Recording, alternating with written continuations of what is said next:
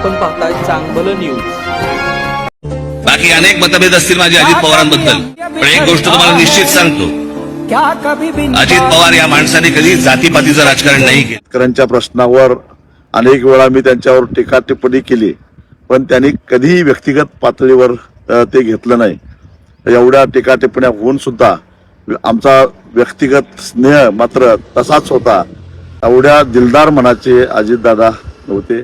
माझ्या राजकीय वाटचाल जी माझी सुरू झाली याच्या माग अजितदादा हेच माझ्या माग पूर्ण ताकदीने उभे राहिले होते।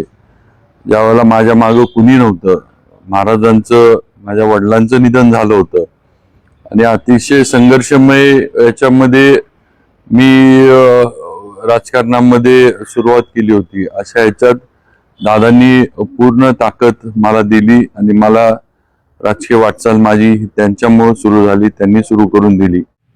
अजितदादा पवार साहेब हे राज्यामधले एक अतिशय धाडसी आणि सर्वसामान्य कार्यकर्त्यांची कदर करणारे।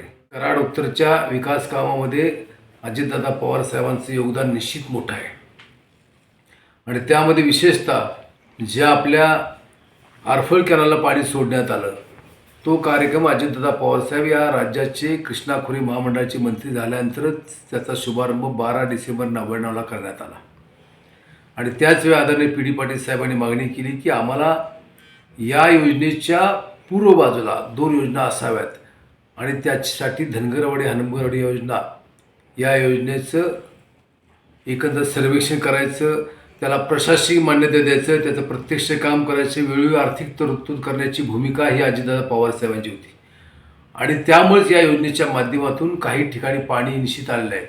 जिरा शेतकरी हा बागायत झाला आहे आणि हा दृष्टिकोन ठेवणारा एक पॉझिटिव्ह व्ह्यू ठेवणारा नेता आपल्यातून गेलेला आहे। मी आज या ठिकाणी अजितदादा पवार साहेबांना भावपूर्ण श्रद्धांजली अर्पण करतो। त्यांच्या जाण्यानं महाराष्ट्राची फार मोठी राजकीय हानी झालेली आहे, असा नेता होणे नाही। महाराष्ट्र राज्याचे उपमुख्यमंत्री आदरणीय अजितदादांचं विमान दुर्घटनेमध्ये दुःखद निधन झालं। संपूर्ण महाराष्ट्रच नव्हे तर देशाच्या प्रसंगानं शोककळा पसरलेली आपल्याला पाहायला मिळते। एक महाराष्ट्रामध्ये एक धडाकेबाज दादा अशा पद्धतीचंच नावाप्रमाणे नेतृत्व होतं आणि त्यांच्या माध्यमातून एक शेवटचा पर्याय म्हणून लोक कायम दादांच्याकडे जात असत आणि एक फार मोठं नुकसान या दादांच्या जाण्यामुळं संपूर्ण महाराष्ट्र राज्याचं या ठिकाणी झालेलं आपल्याला पद्धतीनं अचानक असं अपघातात दादांचं निधन होईल ही मनाला धक्का लावणारी आणि अत्यंत दुःखद घटना आहे। एक स्पष्ट वक्ता जे काम होणार आहे ते ऑन द स्पॉट करतो म्हणून सांगणारा आणि ज्या कामात अडचण असेल किंवा नियमात बसणार नसेल तर जागेवर सांगणार की हे नियमात बसत नाही। म्हणजे इतकं राजकारणामध्ये स्पष्ट कोणी बोलत नाही, पण कदाचित ज्याचं काम होणार नाही त्याला नाही सांगताना थोडंसं दुःख वाटेल, वाईट वाटेल, पण त्याला परत स्पष्ट समजलं पाहिजे अशी परखड भूमिका नेहमी राजकारणामध्ये, समाजकारणामध्ये, शासनात काम करताना आदरणीय अजितदादांनी ठेवलेली होती। मी 2.5 वर्ष त्यांचा राज्यमंत्री म्हणून काम केलेलं आहे। दादा वित्तमंत्री आणि उपमुख्यमंत्री असताना महाविकास आघाडी सरकारमध्ये मी वित्त खात्याचा राज्यमंत्री होतो आणि आम्ही 3 वेळा मी आदरणीय दादांच्या बरोबर अर्थसंकल्प मांडला विधान परिषदेमध्ये। सारख्या आमच्या बैठका अर्थसंकल्प तयार करण्यासाठी व्हायच्या। राज्याचं हित आणि सर्व क्षेत्राला अर्थसंकल्पात न्याय देता आलं पाहिजे ही दादांची परखड भूमिका ही नेहमी मला त्यांच्याबरोबर त्यांचा सहकारी राज्यमंत्री म्हणून काम करताना अनुभवता। त्यांचे काही गुण म्हणजे विशेषतः शिस्तबद्धता, वक्तशीरपणा किंवा अखंडसारखी होती।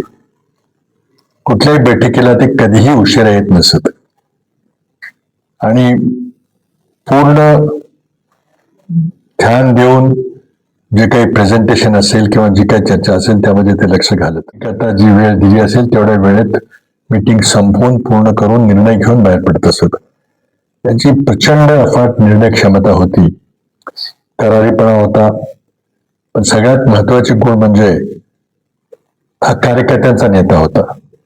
महाराष्ट्रातले त्याने अनेक कार्यकर्ते शून्यातून उभे केले आणि दादा म्हणून लोकप्रियता कमवली, विश्वास कमवला आणि प्रेम संपादित केलं.